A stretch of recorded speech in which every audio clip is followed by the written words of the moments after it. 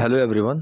आगे बढ़ने से पहले सबसे पहले तो मैं लास्ट वाली वीडियोस में बहुत सारे लोगों ने पार्टिसिपेट किया था। मैंने कुछ सेंटेंस बोले थे बीच में बनाने के लिए कि आप इस तरीके से ये स्ट्रक्चर यूज़ करके बनाओ, और लोगों ने बनाए। मैं उन सब लोगों को कॉन्ग्रेचुलेट बोलना चाहूँगा कि आप बहुत अच्छा काम कर रहे हैं। इसी तरीके से आप करते रहिए, स्ट्रक्चर समझ में आते रहेंगे, बनाते रहेंगे, बहुत ईजीली आपको सीखने को भी मिलेगा। तो उन लोगों को बोलने के बाद अब मैं बाकी आपके लिए बता रहा हूँ कि इस वीडियो में भी आपको बहुत अच्छे अच्छे स्ट्रक्चर्स मिलेंगे सीखने के लिए। तो आपको हिंदी सुननी है और उसको अपने माइंड में ट्रांसलेट करने की कोशिश करनी है, फिर आपको मैच करना है कितना सही है कितना गलत है। और मैं इसमें यूज़ होने वाले बेसिक जो ग्रामर के रूल्स हैं वो समझाता हुआ चलूँगा, अलग अलग तरीके से कैसे यूज़ करते हैं वो बताता हुआ चलूँगा। तो चलिए शुरू करते हैं। देखिए, पहला सेंटेंस बिल्कुल सिंपल सा है। ये कह रहा है तुम्हारी आँखें, योर आइज़, ठीक है। यहाँ पे सिर्फ मैंने आगे का कॉन्टेक्स्ट समझाने के लिए ये सेंटेंस रखा है, छोटा सा ही है, तुम्हारी आंखें, योर आइज़। अब जैसे हम बोलते हैं ना, ये इसने बोला क्या हुआ मेरी आंखों को, ठीक है। सिंपल सा आप ये भी बोल सकते थे कि what happen to my eyes, कि क्या हुआ मेरी आंखों को, ऐसे भी बोल सकते हैं। लेकिन कई बार ऐसे होता है ना, जैसे आपको ये चीज़ बोलनी होती है, किसी ने बोला यार तुम्हारे कपड़े, और तुमने बोला हाँ तो क्या हुआ मेरे कपड़ों को। ऐसे जब हम बोलते हैं मतलब उस तरीके का मतलब ये था कि हाँ तो क्या दिक्कत है इन कपड़ों में, क्या प्रॉब्लम है इन कपड़ों में, ऐसे जब हम बोलते हैं। इंग्लिश में भी एक प्रॉपर स्ट्रक्चर होता है, what is wrong with that, या फिर what is wrong with something. इसका मतलब होता है इसमें क्या दिक्कत है, ये चीज़ होती है, ठीक है। अब कोई अगर मान लो किसी भी चीज़ को बोलने लगे कि यार तुम्हारे कपड़े, या फिर तुम्हारा बोलने का तरीका, या फिर तुम्हारे मतलब हेयर स्टाइल, किसी भी चीज़ के बारे में कोई कुछ बोल रहा हो ना, और आपको क्या बोलना है कि क्या दिक्कत है इसमें, ऐसे अगर आपको बोलना हो आप वहाँ पे सिंपल सा बोलोगे what's wrong with my eyes, मतलब इनके साथ गलत क्या है, इस तरीके से। What's wrong with my eyes, ये वही कह रही है क्या हुआ मेरी आंखों को, क्या दिक्कत है मेरी आंखों से, ठीक है। व्हाट हैपन टू भी लगा सकते हो अगर आपको बिल्कुल ही ग्रामेटिकली ही जाना है कि क्या हुआ मेरी आंखों को। What happen to my eyes, ऐसे भी बोल सकते हो। लेकिन अगर आपको किसी पे एक ताना कस के बोलना हो ना, क्या प्रॉब्लम है मेरी आंखों में, क्या हुआ मेरी आंखों को, ऐसे। What's wrong with my eyes, ऐसे। ये कह रहा मुझे किसी की याद दिलाती है, ठीक है। Remind me of someone. अब रिमाइंड का मतलब क्या होता है, याद दिलाना। जो आपके फ़ोन में भी होता है, जो आप जैसे कैलेंडर लगाते हो, वो उसको हम क्या बोलते हैं, रिमाइंडर। रिमाइंडर मतलब याद दिलाने वाला। रिमाइंड मी ऑफ समवन, किसी चीज़ की याद दिलाती हैं, ठीक है। अगर सिंगुलर के बारे में मैं बोलूँ, ठीक है, कि वो इंसान मुझे इसकी याद दिलाता है, वहाँ रिमाइंड्स आ जाएगा क्योंकि डस्ट छुप जाएगा, ठीक है। ही रिमाइंड्स मी, इस तरीके से। रिमाइंड्स मी आ जाता तब, लेकिन अब ये आँखों की बात चल रही है। आँखें जो होती है वो प्लूरल में आती हैं, ठीक है। जैसे बोल रहे हैं your eyes are looking beautiful, तो आई इस नहीं होता, आइज़ आर होता है। इसी तरह से यहाँ पे प्लूरल जब होगा तो डू छुपेगा। रिमाइंड मी ऑफ समवन, किसी की याद दिलाती हैं। अगर आपको सेंटेंस पूरा करना है, your eyes remind me of someone, तुम्हारी आंखें मुझे किसी की याद दिलाती हैं। ये आपका प्रेजेंट इंडेफिनिट सेंटेंस है, ठीक है। डू छुपा हुआ है, रिमाइंड मी ऑफ समवन, किसी की याद दिलाती हैं। अब ये कह रही है किसकी, ऑफ होम, ठीक है। ऑफ होम मतलब किसकी। अब ये कह रहा है मेरी दादी की, ऑफ माई ग्रैंड मदर। ये तो सिंपल सा है कि मेरी दादी की, ऑफ माई ग्रैंड मदर। ये कह रहा है तुम्हारी तरह उनकी आंखें भी नीले और पीले रंग की थीं। अब ये या नहीं है, ये और है, नीले और पीले रंग की थीं, ठीक है। अब देखिए इसको एक तो बिल्कुल सिंपल सेंटेंस में बना सकते हैं कि like your eyes, her eyes were also blue और येलो कलर, इस तरीके से भी बोल सकते हैं। कलर्ड आएगा, कलर नहीं आएगा। वो ड बोला है मैंने, शायद सुनाई नहीं दिया होगा, बहुत आराम से मैंने बोल दिया था, ठीक है। कलर्ड मतलब मैंने उस सिचुएशन में बता दिया। ये एक तरीका तो ये हो गया। दूसरा ना, एक आपको सीखने के लिए एक वर्ड होता है दैट इज़ ह्यू, HUES। इसका मतलब होता है, ह्यूज़ का मतलब होता है रंगों के लिए ही बोलते हैं हम, रंगों के लिए, ठीक है। द ह्यूज़ ऑफ कलर्स, कि भाई रंग बिरंगा, इस तरीके से हम बोलते हैं। The hue of yellow colour, the hue of yellow, कि पीले रंग का, इस तरीके से ना एक लहर, एक रंग बिरंगा, उस तरीके से ना हम यहाँ पे ह्यू का यूज़ करते हैं। मैंने सिर्फ समझाने के लिए यहाँ पे यूज़ किया है, तुम्हारी तरह। अब तरह के लिए हम क्या यूज़ करते हैं, लाइक, ठीक है। लाइक कर सकते हैं, द वे कर सकते हैं, आप दोनों कर सकते हैं। The way I am doing it, do it, कि जिस तरीके से मैं कर रहा हूँ, ठीक है।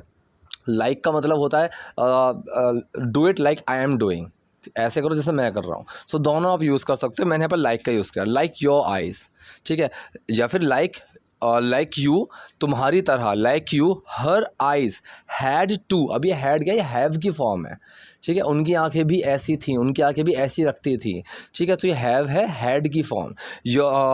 हर eyes had two hue of yellow and blues, ठीक है। येलो एंड ब्लूज, यहाँ पे मैंने कलर वर्ड नहीं लगाया क्योंकि जो टर्म है ह्यूज, इसके अंदर ही रंग आ जाता है, ठीक है। So like you her eyes had two hues of yellow and blues, कि तुम्हारी तरह उनकी आंखों में भी पीले और नीले रंग थे, इस तरीके से।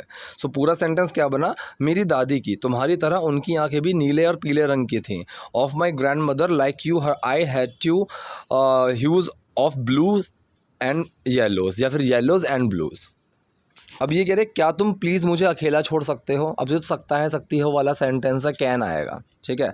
सो क्या तुम प्लीज़ मुझे छोड़ सकते हो, तो क्या तुम प्लीज़ के पीछे मत चले जाना, इसको आप नॉर्मल अपनी स्पोकन लैंग्वेज में कन्वर्ट करो कि प्लीज़ क्या तुम ऐसा कर सकते हो, ठीक है। सो ऐसे ही बनेगा ये। So can you please help me, क्या तुम मेरी मदद कर सकते हो, प्लीज़ प्लीज़ क्या तुम मेरी मदद कर सकते हो, कोई भी हो, ठीक है। सो यहाँ पे भी इंग्लिश में भी आप इसको चेंज कर सकते हो, जैसे हिंदी में मैंने चेंज किया ना, क्या तुम प्लीज़ मेरी मदद कर सकते हो, प्लीज़ क्या तुम मेरी मदद कर सकते हो, क्या तुम मेरी मदद कर सकते हो प्लीज़, मैंने हिंदी में इस तरीके से चेंज किया। सेम इंग्लिश में भी कर सकते हो, can you please leave me alone, ठीक है, या फिर can you please help me, मदद करने के लिए अगर मैं बोल रहा हूँ तो can you please help me, please can you help me, can you help me please. आप इस तरीके से अलग अलग अलग आ सकते हो। सो यहाँ पे सेंटेंस क्या है, क्या तुम प्लीज़ मुझे अकेला छोड़ सकते हो, प्लीज़ क्या तुम मुझे अकेला छोड़ सकते हो, क्या तुम मुझे अकेला छोड़ सकते हो प्लीज़। इस तरीके से हिंदी में बोलेंगे। इंग्लिश में कैन वाला सेंटेंस ही बनेगा, प्लीज़ आप कहीं भी लगा सकते हो, मतलब जो फॉर्मेशन मैंने बताई उसके हिसाब से। Can you please leave me alone, please can you leave me alone, can you leave me alone please, तीनों बिल्कुल ठीक है, ठीक है। सो क्या तुम मुझे अकेला छोड़ सकते हो प्लीज़, या फिर क्या तुम प्लीज़ मुझे अकेला छोड़ सकते हो। अब ये कह रहा है कि तुम पढ़ती रहो, मैं बस ये जानना चाहता था कि तुम उल्टी किताब को कैसे पढ़ती हो, ठीक है। अब यहाँ पे जो पहला है, तुम पढ़ती रहो, अब कोई भी चीज़ होती रहना, मैंने ये चीज़ कई बार बताई है, कीप और एक्शन में आईएनजी आ जाता है। जैसे कि अगर मान लो आपको मुझे बोलना हो कि sir keep making these kind of videos, कि इस तरह की वीडियोस बनाते रहो, ठीक है, विल कीप लर्निंग, हम सीखते रहेंगे, तो कोई चीज़ होती रहने वाले जो सेंस आता है, तो वहाँ पे कीप प्लस आईएनजी आता है, ठीक है। I keep watching your videos, मैं आपकी वीडियो देखता रहता हूँ, इस तरीके से। सो तुम पढ़ती रहो, यू कीप रीडिंग, तुम पढ़ती रहो, मैं बस ये जानना चाहता था। अब ये जो सेंटेंस है, ठीक है, ये है आपका पास्ट इंडेफिनिट, मैं बस ये जानना चाहता था।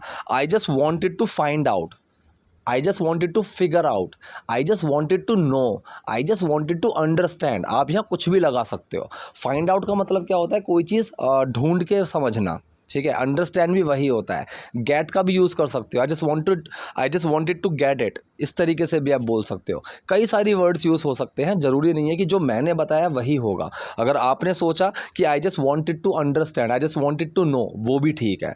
I just wanted to find out, मैं बस ये जानना चाहता था कि तुम उल्टी किताब को कैसे पढ़ती हो, ठीक है। अब तुम उल्टी किताब को कैसे पढ़ती हो, अब ता है ती है से समझ जाओ ये कौन सा सेंटेंस है, present indefinite. So how do you read the book, ये तो हो गया सिंपल कि तुम किताब को कैसे पढ़ती हो। How do you read the book, अगर मैं बोलूँ कि तुम कैसे खेलते हो, how do you play, you के साथ डू आएगा, और कैसे वाला जो क्वेश्चन वर्ड वाला सेंटेंस है, हाउ पहले आ जाएगा, उसके बाद आएगा आपका मेन वर्ड जो आप हेल्पिंग वर्ब होती है। So how do you play, तुम कैसे खेलते हो, लेकिन ये कह रहा है तुम कैसे पढ़ती हो। How do you read the book, तुम किताब को कैसे पढ़ती हो। अब ये कह रहा है उल्टा, ठीक है, उल्टी किताब को कैसे पढ़ती हो। अब जो उल्टी का वर्ड है, ये मैंने आपको एक वीडियो में बताया था, जब मैंने शर्ट को उल्टा पहनने की बात की थी।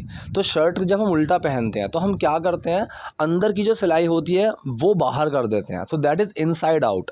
लेकिन किताब को उल्टा पढ़ना, या फिर मैंने आपको मान लीजिए एक पेंटिंग दी, ठीक है, अब आपने पेंटिंग को कैसे रख दिया, जो सिर था ऊपर की तरफ, आपने उसको नीचे की तरफ कर दिया, उसको उल्टा कर दिया पेंटिंग को।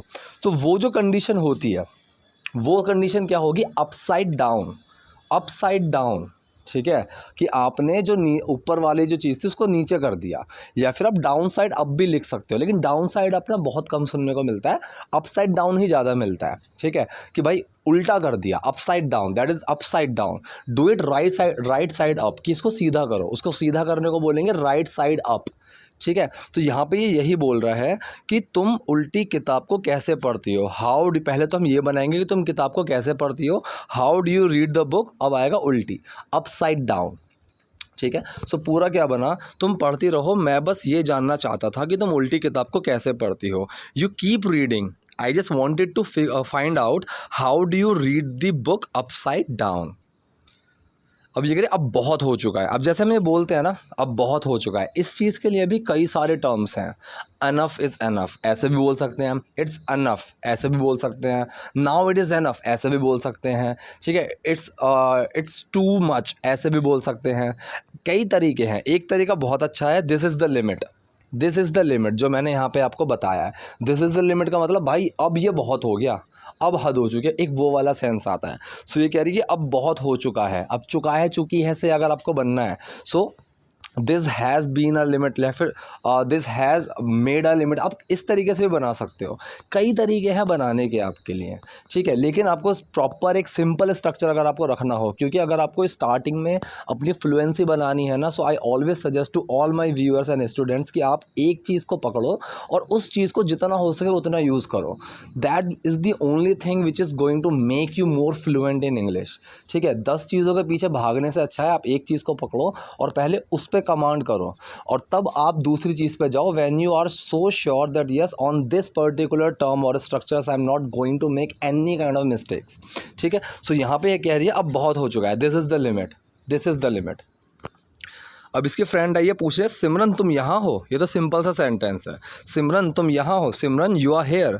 अब यू आर हेयर का मतलब क्या होता है ये तो मैं बता रहा हूँ, यू आर हेयर। लेकिन क्वेश्चन में भी ना यहाँ पे मैंने क्या शुरू में नहीं लगाया कि क्या तुम यहाँ हो, सिर्फ मैंने सिंपल से बोला तुम यहाँ हो।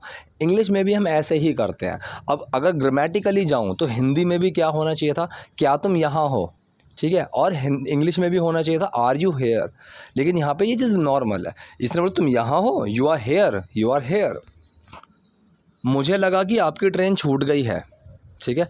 अब आपकी ट्रेन छूट गई है, your train has been missed, आप इस तरीके से भी बना सकते हो, एकदम पैसिव सेंटेंस बनेगा, लेकिन इसका कोई सेंस नहीं बनेगा, इसका कोई सेंस नहीं बनेगा, क्योंकि ट्रेन अपने आप छूटी है, किसी ने छुटाई नहीं है। अगर किसी ने छुटवाई होती ट्रेन तब एक पैसिव सेंटेंस बनता, लेकिन यहाँ पे ट्रेन अपने आप छूट रही है। सो यहाँ पे आपको पहले इस सेंटेंस को बुकिश लैंग्वेज में कन्वर्ट करना होगा। इसने बोला मुझे लगा, ये तो मैं कई बार सिखा चुका हूँ, आपको पता भी होगा। आई थॉट, थिंक की सेकंड फॉर्म है आई थॉट, ये हो गया छोटा सा past indefinite sentence. I thought मुझे लगा, आपकी ट्रेन छूट गई है मतलब आपने ट्रेन मिस कर दी है, आप ट्रेन छोड़ चुके हैं, या इस तरीके से you have missed the train, ठीक है। तो ये वो वाला सेंस है, या है ये ऐसा समझ जाओ कि छूट गई है, छूट चुकी है। सो ये प्रेजेंट परफेक्ट वाला सेंटेंस है। So I thought you have missed the train, मुझे लगा कि आपकी ट्रेन छूट गई है, ठीक है। आप इस तरीके के एक दो सेंटेंसेस कमेंट बॉक्स में बनाएंगे, ठीक है।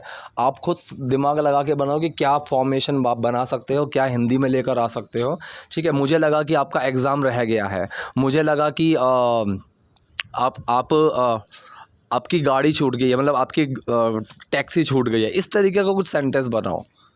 अब अगला है, ये कह रही है मैं तो डर गई थी, वैसे तुम्हारा नाम क्या है। अब मैं तो डर गई थी, अब यहाँ पे मैंने तो कई बार बताया हुआ है, अगर तो से कोई सेंटेंस स्टार्ट हो रहा है तो मैं डर गई थी, ये वो वाला सेंटेंस नहीं है, ठीक है। यहाँ पे आप तो को इग्नोर कर सकते हो, मैं तो डर गई थी और मैं डर गई थी, सेम सेंटेंस है, तो के लिए कुछ नहीं बनेगा, तो के लिए यहाँ पे कुछ नहीं बनेगा। सो मैं डर गई थी, आई गॉट स्केयर्ड, ठीक है, आई गॉट स्केयर्ड। अब अगर लोग यहाँ पे कंफ्यूज ये हो जाते हैं, कई स्टूडेंट्स यहाँ पे आई वॉज स्केयर्ड लगा देते हैं, ठीक है। ऐसी सिचुएशन में मैंने देखा है कि जो कॉमन गलती करते हैं वो ये करते हैं कि आई वॉज स्केयर्ड लगा देते हैं। लेकिन जब मैंने आई वॉज स्केयर्ड बोला ना, तो इसका मतलब है कि मैं पास्ट में किसी एक सिचुएशन में बता रहा हूँ कि मैं उस वक्त डरा हुआ था, ठीक है। आई एम स्केयर्ड मैं डरा हुआ हूँ, आई वॉज स्केयर्ड मैं डरा हुआ था, ठीक है। अगर जैसे कि मैं बोलूँ कि यार मैं वैसे तो बहुत डरा हुआ था, लेकिन तब मैंने अपने टीचर को देखा, उन्होंने मुझसे बात की, तब मुझे अच्छा लगा। सो वहाँ पे आप यूज़ कर सकते हो कि I was so much scared but then I saw my teacher, I had a word with him and then he motivated me. तब आप इस तरीके से यूज़ कर सकते हो। लेकिन ये कह रही मैं डर गई थी, ठीक है। सो डर गई थी, अगर मैं बोलूँ कि मैं किसी चीज़ की फॉर्मेशन में चेंज हो रहा हूँ, ठीक है, I am getting into it, कि मैं इस चीज़ में हो रहा हूँ, I am getting, he is getting angry. आपने ये चीज़ सुनी होगी ना कि ही इज़ गेटिंग एंग्री, मतलब वो गुस्सा हो रहा है, अभी नहीं था लेकिन उस फॉर्मेशन में जा रहा है, उस फॉर्म के अंदर वो जा रहा है। सेम यहाँ पे कि मैं डर गई थी, मतलब मैं पहले डरी हुई नहीं थी, फिर उस फॉर्म में चली गई थी। सो जब हम इस तरीके की बात बोलते हैं ना, सो गेट का यूज़ यहाँ पे भी होता है। सो ये पास्ट वाला सेंटेंस है, पास्ट इंडेफिनिट, गेट की सेकंड फॉर्म लगेगी आई गॉट स्केयर्ड। ठीक है, जैसे कि मैं बोलूँ कि first I was very sad when I was coming back to my home, कि मैं बहुत दुखी था जब मैं अपने घर आ रहा था, but the time when I open the door, लेकिन जब मैंने दरवाज़ा खोला, I saw a small puppy at my home, मैंने अपने घर पे एक छोटे से पिल्ले को देखा, आई गॉट सो हैप्पी, तो मैं इतना खुश हो गया। तो मैं खुश था नहीं, मैं खुश हुआ। इस तरीके से ऐसे यूज़ होता है। ठीक है, अब अगर आपको वैसे बोलना हो कि हाँ that time I was happy, कि तब मैं खुश था, लेकिन previously I was not happy, then I got happy. ठीक है, और गॉट के बाद क्या हुआ, फिर मैं खुश था, आई वॉज हैप्पी। तो यहाँ पे वो ये, मैं तो डर गई थी, आई गॉट स्केयर्ड। ठीक है, आई गॉट स्केयर्ड। वैसे तुम्हारा नाम क्या, वैसे को हम क्या बोलते हैं, by the way, by the way, by the way what's your name, तुम्हारा नाम क्या है। अब ये कह रही है मैं यहाँ हूँ। ठीक है, अब देखिए हेयर आई एम, ये चीज़ जो है ना, वैसे आपको तो ये लगेगा बोलने ये चीज़ आई एम हेयर, बिल्कुल ठीक है, आई एम हेयर। ठीक है, अब हेयर आई एम जो होता है ना, आई एम हेयर और हेयर आई एम, इनमें कोई फ़र्क नहीं है। ठीक है, तो हेयर आई एम का मतलब वैसे होता है जब हम किसी चीज़ के एंड में बताते हैं, कि जैसे कि मैंने बहुत मेहनत करी, मैं बहुत मतलब कि जैसे कि कोई स्पीच दे रहे हो, मान लो कोई स्पीच दे रहे हो कि मैं बहुत गरीब था, मैंने बहुत मेहनत करी, फिर मैंने धीरे धीरे पैसे कमाए, बहुत मेहनत करके मैं आगे बढ़ा, and today here I am, और आज मैं यहाँ हूँ, उस तरीके से जो हम बोलते हैं। सो वहाँ पे टुडे आई एम हेयर ये भी बोल सकता हूँ मैं, लेकिन टुडे हेयर आई एम एकदम प्रकट होने वाली जो चीज़ होती है ना, प्रकट होने वाली, किसी को दिख नहीं रहा था लेकिन एकदम से मैं आ गया, सो वो वाला सेंस लेकर आता है हेयर आई एम। जैसे मान लीजिए मैंने अपने पीछे कोई गिफ्ट छुपा लिया, ठीक है, अपने किसी अपने भतीजे के लिए मैंने गिफ्ट छुपा लिया, वो मुझसे ज़िद कर रहा है कि ये दो वो दो, गिफ्ट दो वो दो, और मैं एकदम से निकाल के दूँ, सो हेयर इट इज़, ये रहा, हेयर इट इज़, इस तरीके से। ठीक है, हेयर, अगर मैं बोलूँ हेयर ही इज़, कि देख वो ये रहा, कि तुझे दिख नहीं रहा था ना, देखो ये रहा, इस तरीके से सेंस आता है हेयर आई एम। तो मैं दिख नहीं रहा हूँ भाई, मैं यहाँ हूँ, हेयर आई एम, वो वाला। सो हेयर आई एम, मैं यहाँ हूँ, क्या हम चलें, shall we go, should we go, दोनों लगा सकते हो, लेकिन शैल ना थोड़ा ज़्यादा पोलाइट हो जाता है, या तो पोलाइट बोल लो या ताना मार के बोल लो। ठीक है, पोलाइट भी होता है, ये बहुत पोलाइट होता है शैल। अगर मान लीजिए आप अपने ऑफिस के बॉस के साथ बैठे हुए हैं किसी पार्टी में, और आप उनसे मतलब एक बहुत ही फॉर्मली तरीके से बोलते हैं कि सर हम चलें अब, सो वहाँ शैल वी लीव, तो वहाँ शैल का यूज़ इस तरीके से किया जाता है। ठीक है, अब ये अलग मूवी का सीन है, मतलब थोड़ी दूसरी मूवी है, लेकिन यहाँ पे स्ट्रक्चर्स काफ़ी अच्छे अच्छे हैं। ये कह रही है मेरा नाम मरियम हयात ख़ान है, मैं ज़ारा की माँ हूँ। बिल्कुल सिंपल सेंटेंस है, my name is Mariam Hayat Khan, I am Zara's mother. ठीक है, ये तो बिल्कुल सिंपल सेंटेंस हुआ। अब ये कह रही है पर शायद आज मैंने उसे अपना कहने का हक खो दिया है। अब देखो पहले तो पर शायद बता दूँ, बट परहैप्स, ठीक है, बट परहैप्स लगा दो, मे बी लगा दो, दोनों लगा सकते हो। ठीक है, बट परहैप्स। अब ये करिए मैंने उसे अपना कहने का हक खो दिया है। ठीक है, अब पहले आप ये बनाना है सेंटेंस कि मैंने आज खो दिया है, या फिर आज मैंने खो दिया है, ये सेंटेंस बनाओ आप पहले कि आज मैंने खो दिया है। अब या है ये है से समझ जाओ, या फिर आप ये या है ये है वाला चुका है चुकी है में कन्वर्ट करके देखो कि मैं आज खो चुकी हूँ, मैंने आज खो दिया है। सो ये प्रेजेंट परफेक्ट सेंटेंस है। So today I have lost, lose की फॉर्म है, लॉस्ट थर्ड फॉर्म लगती है इसमें, आई के साथ हैव लगेगा। So today I have lost, आज मैंने खो दिया है, क्या खो दिया है, द राइट, हक खो दिया है, किस चीज़ का, to call her my own, उसे अपना कहने का, उसे अपना पुकारने का, उसे अपना बोलने का। So to call her my own, इस तरीके से। सो ये कह रही है कि पर शायद आज मैंने उसे अपना कहने का हक खो दिया है, but perhaps today I have lost the right to call her my own. My own का मतलब क्या होता है, मेरा अपना। ठीक है, योर्स ओन, ये तुम्हारा खुद का है। ठीक है, दिस इज़ माई ओन, ये मेरा खुद का है। तो उस तरीके से, क्योंकि मेरी बेटी अब मेरी नहीं रही, बिल्कुल सिंपल सेंटेंस है, because my daughter is not mine any more. Any more का मतलब क्या होता है, इससे ज़्यादा, मतलब कि और ज़्यादा, वो वाली जो चीज़ होती है ना, मतलब अब नहीं रही, ठीक है, कि I can not tolerate this any more, मैं इससे ज़्यादा इसको और बर्दाश्त नहीं कर सकता। सो वो वाली चीज़ होती है कि मतलब अब तक इसके बाद वो चीज़ नहीं होगी। सो ये वही सेंस है कि because my daughter is not mine, मेरी बेटी अब मेरी नहीं है, एनी मोर, अब और, वो वाला सेंस है कि अब और मेरी नहीं रही, वो कि अब मेरी नहीं रही, वो वाला। वो अब तुम्हारी है, she is yours now. Simple sentence है, शी इज़ योर्स नाउ, वो अब तुम्हारी। अब योर्स लगाया है, लोग गलती पता है कहाँ कर देते हैं, दिस इज़ माई पेन। अबे माई पेन कुछ नहीं होता है, माइन आता है वहाँ पे, दिस इज़ माइन आप इस तरीके से बोलो, ठीक है। माई पेन अच्छा साउंड नहीं करेगा, दिस पेन इज़ माइन, आप इस तरीके से बोलो। इज़ दिस योर्स, क्या ये तुम्हारा है। योर पेन अगर आप बोलोगे तो बोल सकते हो, वो आपकी कॉल है, यू कैन। लेकिन मैं आपको तो कुछ अच्छा अगर मैं बताना चाहूँ कि आप इस तरीके से बोलो तो ज़्यादा अच्छा साउंड करेगा, विल बी मोर प्रोफेशनल, और आपके अंदर कॉन्फिडेंस खुद बिल्ड होगा कि अगर आप कुछ अलग और अच्छा बिल्कुल सही बोल रहे हो, ठीक है। तो योर्स और माइन यूज़ करना शुरू करो, तुम्हारा और मेरे के लिए, ठीक है। इज़ दिस योर्स, अगर आपको ये बोलना है क्या ये पेन तुम्हारा है, सो इज़ दिस योर्स, आप सिंपल इतना बोलो, ठीक है। सो वो अब तुम्हारी है, शी इज़ योर्स नाउ, या फिर नाउ शी इज़ योर्स, आप दोनों बोल सकते हो। प्लीज़ हमें हमारी बेटी वापस दे दो, ठीक है। ये अब देखो, जब भी आप किसी भी प्रेजेंट की चीज़ में ना किसी को कोई ऑर्डर देते हो या फिर किसी को कुछ करने के लिए बोलते हो, वो डूडस वाला सेंटेंस ही होता है, ठीक है। डूडस वाले सेंटेंस का ये एक एक्सेप्शनल एक और चीज़ होती है, जैसे मैंने इज़ एम आर का बताया था कि अगर सिर्फ एक्शन ना हो और प्रेजेंट में कोई चीज़ हो रही है, मतलब उसमें एक्शन नहीं है कि एक तो होता है मैं बैठा हुआ हूँ, ये इसमें एक्शन है कि मैं बैठा हुआ हूँ। एक होता है कि मैं कमरे में हूँ, इसमें कोई एक्शन नहीं है, दोनों में एम लगेगा। आई एम सिटिंग, क्योंकि सिट एक्शन है, आई एन जी लग गया। I am in my room, यहाँ एक्शन नहीं है लेकिन तब भी एम लगेगा। लेकिन जब हम किसी को कुछ करने के लिए बोलते हैं, ठीक है, जैसे कि मैं बोलूँ डोंट मेक नॉइज़, कि शोर मत मचाओ, तो ये डू वाला सेंटेंस ही बना। लेकिन यहाँ पे ता है ती है नहीं है, ये प्रेजेंट इंडेफिनिट नहीं है। सेम यहाँ पे प्लीज़ हमें हमारी बेटी वापस दे दो, please give us back our daughter.